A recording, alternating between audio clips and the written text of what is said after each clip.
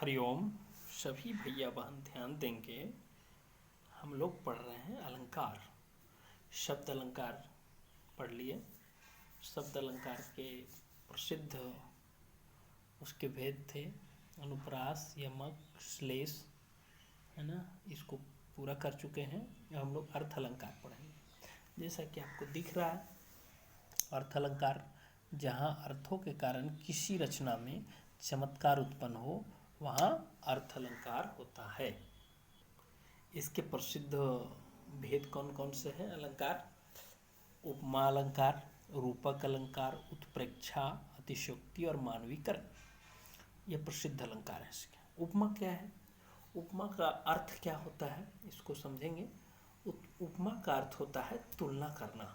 ठीक है ना, यहाँ देख पा रहे हैं आप, तुलना करना या समानता। जहाँ पर दो वस्तुओं, ठीक है ना, दो वस्तुओं की तुलना उनके रूप, रंग व गुण के अनुसार की जाए उसे उपमा अलंकार कहते हैं। बोलते हैं उपमा अलंकार के 4 अंग होते हैं। पहला उपमेय, दूसरा उपमान, तीसरा वाचक शब्द और चौथा साधारण धर्म। ये उसके 4 अंग हैं। तो हम लोग एक एक करके चारों पार्ट को जानने का प्रयास करेंगे कि वास्तव में क्या है। क्या है? उपमेय बोलते हैं जिसकी समता की जाए। ठीक है ना, जिसकी समता की जाए अर्थात जो प्रेजेंट होगा, प्रस्तुत। ठीक है ना। और उपमान, उपमान मतलब जिससे की जाए, यानी यह अप्रस्तुत होगा। हम लोग किसी को भी किसी के साथ उसकी तुलना कर देते हैं। जैसे किसी की आवाज़ अच्छी लगती है तो हम लोग बोलते हैं एकदम कोयल सी मीठी आवाज़, हाँ, वो बहुत खूबसूरत दिखने में लगता है तो उसको बोलते हैं चंद्रमा की तरह खूबसूरत।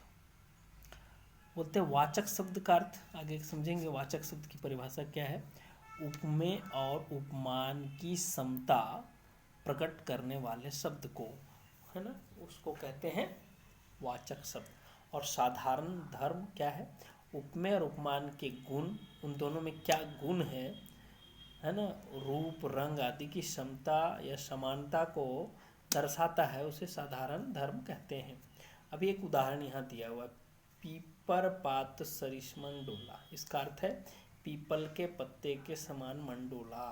ठीक है ना। तो हम लोग इसमें देखेंगे प्रस्तुत, अप्रस्तुत, वाचक शब्द, साधारण धर्म क्या है। तो किसी का मन डोला ऐसा वह बता रहा है, तो पीपल के पत्ते के समान उसका मन डोला। ठीक है जी।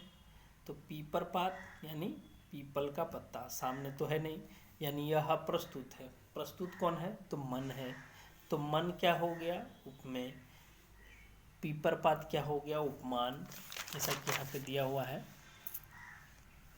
मन है उपमेय, उपमान हो गया पीपर पात या प्रस्तुत है। सरिस, सरिस मतलब के समान, है ना। और गुण क्या हो रहा है? तो दोनों डोल रहे हैं। बोलते हैं जिस उपमा में ये चारों अंग होते हैं उसे पूर्णोपमा कहते हैं, और किसी में कमी आ जाती है उसको लुप्त उपमा कहते हैं। यहाँ पे और भी उदाहरण है, मैं यहाँ लिखा हूँ, उसको ध्यान से देखें। हरिपद कमल, हरिपद कोमल कमल से। हरि का पद जो है ना वह कोमल कमल पत्ते की, कमल फूल जैसा है।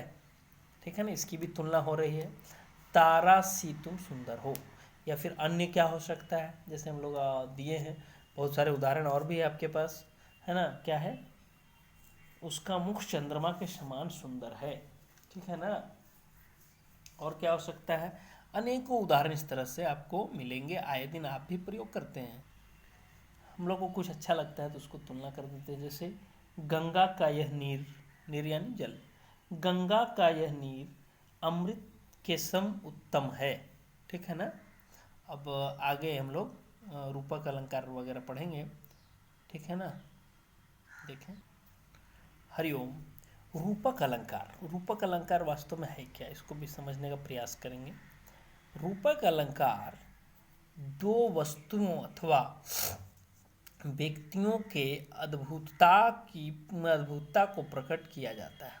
जैसे नाटक को ध्यान से देखें, नाटक को भी रूपक कहते हैं क्योंकि वहाँ एक व्यक्ति के ऊपर दूसरे व्यक्ति का आरोप हो रहा है। यानी वो उसी का ही अभिनय कर रहा है, ठीक है ना। जैसे कोई राम का करता है तो कोई रावण का करता है। तो यहाँ पे इसको समझने का प्रयास करेंगे। उपमेय और उपमान समझ चुके हैं, उपमेय और उपमान को देखेंगे तो यहाँ समझ में आएगा प्रस्तुत और अप्रस्तुत, ठीक है। उपमेय में उपमान, क्या बोले, उपमेय में उपमान का आरोप हो रहा है, यानी जो प्रेजेंट है और जो प्रस्तुत है अप्रस्तुत का आरोप हो रहा है, यानी या फिर ये कह सकते हैं अभेद है, उसमें भेद है ही नहीं, अंतर है ही नहीं, यानी वो राम का ही अभिनय कर रहा है। जैसे यहाँ पे और भी दिया हुआ है, उदाहरण देखेंगे। चरण कमल बंदो हरिराई, मतलब क्या हुआ, मैं भगवान के कमल रूपी चरणों की वंदना करता हूँ, ठीक है ना। इसमें क्या हो गया, चरण जो है उपमेय है यानी प्रस्तुत है, और कमल जो है वह उपमान है, यानी उपमान का आरोप हो रहा है, ठीक है ना, उपमान का आरोप है, ठीक है। और क्या हो सकता है, जैसे मैया मैं तो चंद्र खिलौने ले हूँ, ठीक है ना। कोई बच्चा जिद कर रहा है, वो चंद्रमा जैसा खिलौना नहीं लेगा, कैसा लेगा, कोई अंतर नहीं, बस चंद्रमा को ही लेगा, चंद्र खिलौने।